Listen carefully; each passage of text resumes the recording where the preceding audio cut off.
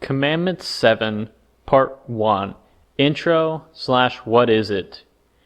Exodus chapter 20, verse 14 says, "Thou shalt not commit adultery."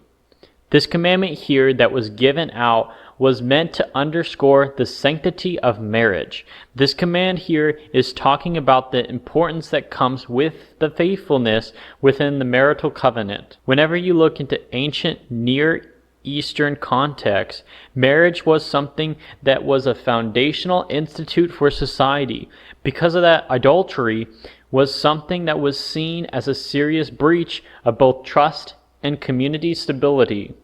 Whenever we start to break down this verse word for word, it starts off by saying either thou or you, depending on the translation that you are looking at.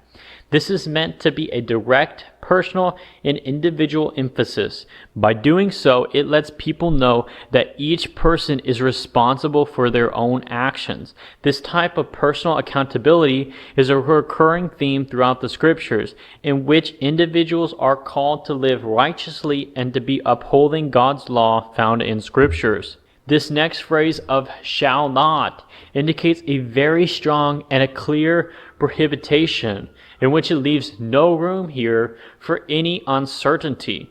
These commands that we are given are not just suggestions, but instead they are divine mandates that reflect God's holy and unchanging nature. This use of the phrase shall not is something that is consistent with the other commandments. All of them use this to highlight the seriousness of this offense. The next word here, commit, implies that there's an intentional act that happens. Adultery is not merely a passive occurrence that just might happen, so to speak. It is a deliberate choice to violate the marriage covenant. This highlights the importance of intentionally in maintaining moral and ethical standards involved within the marriage covenant.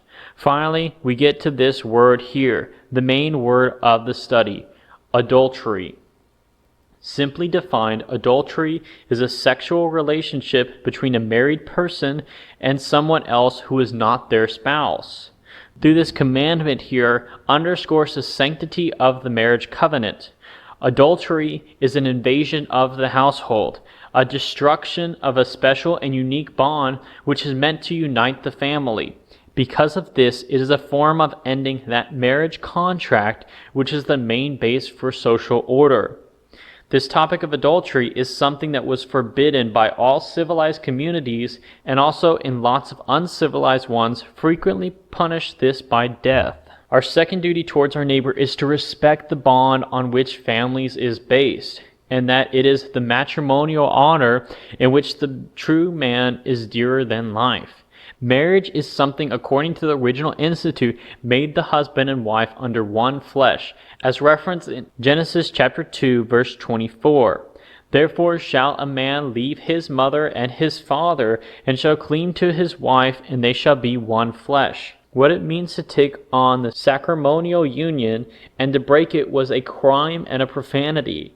This adultery here is something that affects more than just the two people involved. Breaking this commandment is something that destroys the marriage covenant.